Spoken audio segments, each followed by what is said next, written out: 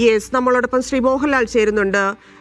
താങ്കൾ എങ്ങനെയാണ്, താങ്കൾക്ക് ആരായിരുന്നു, എന്തായിരുന്നു ശ്രീനിവാസൻ? എല്ലാവർക്കും അറിയാവുന്ന കാര്യമാണ്. ഞങ്ങൾ എത്രയോ വർഷത്തെ ഒരുമിച്ചുള്ള ഒരു സഞ്ചാരം ആയിരുന്നില്ലേ.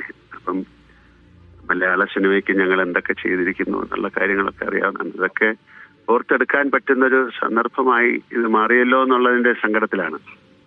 കഴിഞ്ഞ ഇത്രയോ വർഷത്തെ ജീവിതത്തിൽ ഒരു സൗഹൃദം എന്ന് പറയുന്നത് ഒരു കൊളീഗ്, ഒരു ആക്ടർ എന്നുള്ള രീതിയിലല്ല.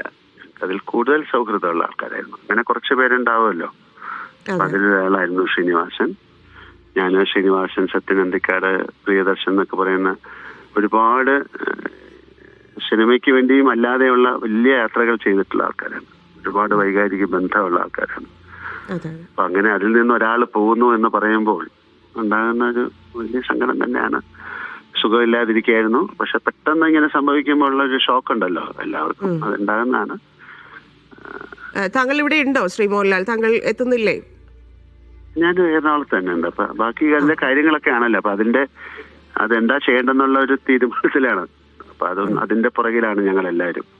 അദ്ദേഹത്തിന്റെ വീട്ടിലേക്കാണ് ഇപ്പൊ പോയിരിക്കുന്നത്. അത് കഴിഞ്ഞ് എന്താണ് എന്നുള്ള തീരുമാനങ്ങൾ അവരെ വീട്ടുകാരാണല്ലോ എടുക്കേണ്ടത്. അപ്പൊ അതിന്റെ ആൾക്കാർ സംസാരിച്ചതിന് ശേഷം എന്താണെന്ന് അറിയും. എന്തായാലും വളരെ ഒരു സങ്കടകരമായ ഒരു ദിവസമായിട്ട് ഇത് മാറി.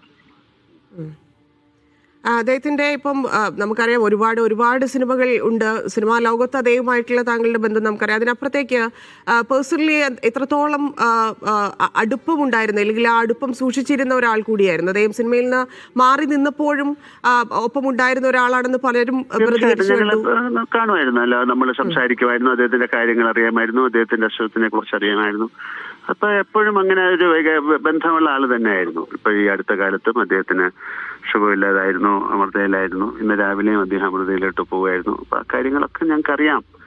അദ്ദേഹത്തിന്റെ ആരോഗ്യനിലയെ കുറിച്ചും അദ്ദേഹത്തിന്റെ കുടുംബവുമായിട്ടൊക്കെ വളരെയധികം ബന്ധം പുലർത്തുന്ന ആൾക്കാർ തന്നെയാണ് ഞങ്ങൾ. ഇന്നത്തെ ചോദ്യത്തിന് അതിന് പ്രത്യേകിച്ചൊരു മറുപടി പറയാൻ പറ്റുന്നില്ല. അതെ.